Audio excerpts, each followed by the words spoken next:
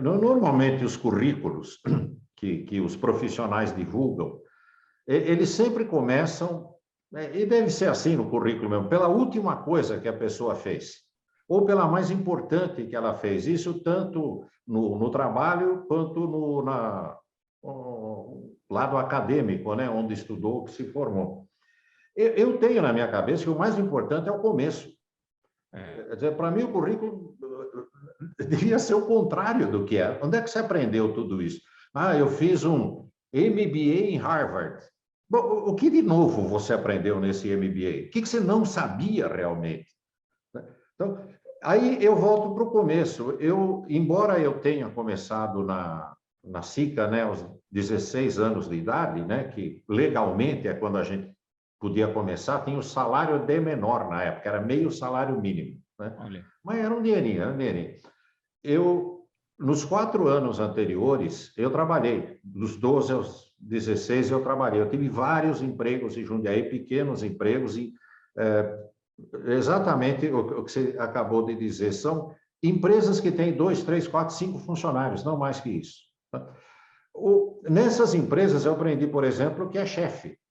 Eu não preciso fazer um MBA para aprender, eu aprendo desde o começo. O que é um chefe de uma pequena empresa? Como é que ela é tocada? Quer dizer, como é que as decisões são tomadas? Né? Então, você sabe desde cedo o que é hierarquia. Né? Você sabe desde cedo o que é obrigação. Obrigação, chegar na hora, não responder, não falar palavrão. Isso. E o resto era o dia a dia. Assim, aparecia um serviço, que é comum até hoje nos pequenos negócios, aparecia um serviço ou uma situação diferente para tudo. Nós não temos o que existe em grandes empresas, um tremendo do staff. Já aconteceu isso, né? Tem uma guerra agora da Rússia lá, então vamos reunir a diretoria para conversar. Quer dizer, a diretoria era o dono. Sabe? O dono ele era o responsável por recursos humanos, pela produção, pela entrega, logística, a distribuição, está tudo dentro da cabeça dele. Claro. Também nessa época, Alexandre, em Jundiaí, nós não éramos preparados, quando a gente estudava ou em casa, para ser empresário. Nunca alguém me disse que eu podia ser empresário na vida. Por quê? Porque na minha família inteira não tinha ninguém que era. Tinha só um tio, avô, seu Renato Corradini, que ele era o dono da Autoescola Globo, que talvez tenha sido, se eu não estou muito enganado, sempre tem alguém que nos corrige, que talvez tenha sido a primeira autoescola de Jundiaí, lá na década de 1940. Então, ele era uma pessoa, mas o resto era empregado. Como acontecia em Jundiaí antigamente, os homens trabalhavam na estrada de ferro e as mulheres trabalhavam nas tecelagens. Ou era a Companhia Paulista, ou era aquele monte de tecelagem. Então, a gente era educado em casa para seguir esse exemplo, para trabalhar. A segunda coisa é que a gente ia à escola para continuar nesse caminho, para aprender a obedecer. Por que a gente fala formar alguém numa escola? Porque tem que sair numa forma, se comportar igual a todo mundo. O empresário não é alguém que se comporta igual a todo mundo, ele tem ideias próprias, ele tem uma iniciativa que a maioria das pessoas não tem. Então, nunca me passou pela cabeça.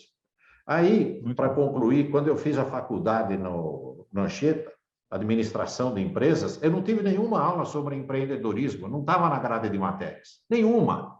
Então, não teve uma hora sobre empreendedorismo.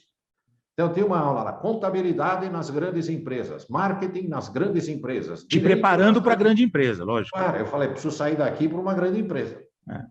É o que me sobrou. O que aconteceu, e você disse isso muito bem, é que uma geração que apareceu depois não só começou a considerar a possibilidade de não ter chefe, de ter o próprio negócio, como a tecnologia permitiu que muita gente fizesse isso.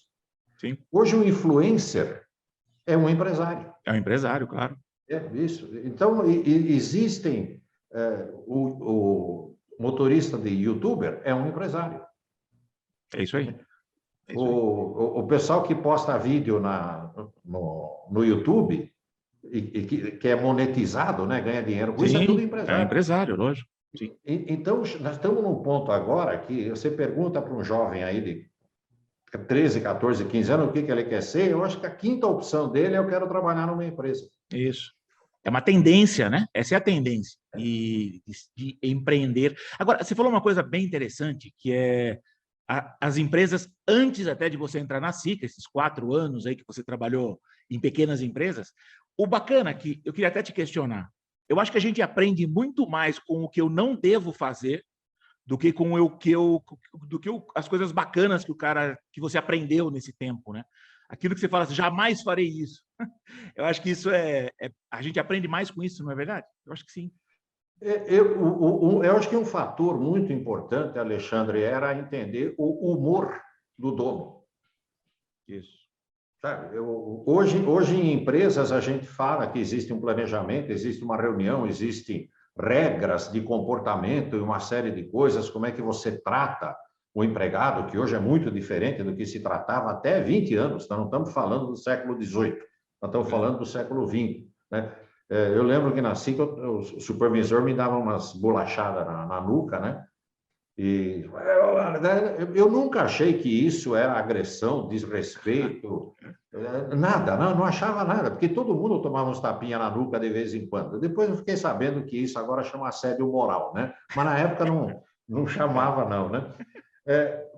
Eu comecei a entender, porque depois da SICA, eu trabalhei em mais 2 empresas nacionais que também eram de dono, como a SICA era. A SICA não era essa grande empresa que tinha uma corporação que você não sabe direito. Você sabe quem é o presidente, mas você tem os acionistas. Sim. Então, as que eu trabalhei tinha dono, e o dono dependia do humor. Ele acordava de manhã lá, sei lá, com o saco cheio de alguma coisa, então a gente percebia que não era o momento de falar alguma coisa que o deixasse ainda mais preocupado. Eu aprendi isso nas pequenas empresas que eu trabalhei. E nós já ouvimos isso, Alexandre, várias vezes, quando alguém fala assim, escuta, eu vou falar com o chefe. Não. Fala depois das 10 horas, que antes disso é terrível. Ele precisa tomar 5 cafés até entrar. Então, não tem MBA que ensina isso. Não tem. Não tem curso que ensina alguém a pedir um aumento. Não tem nenhum curso que ensina alguém como é que lida com um colega invejoso. Ou como é que você se comporta quando o colega do lado não usa desodorante e tem um cheiro, uma catinga desgraçada. Tudo isso a gente aprende naquele primeiro momento, e é o que leva para a vida inteira. Em cima disso, você põe cursos para impressionar.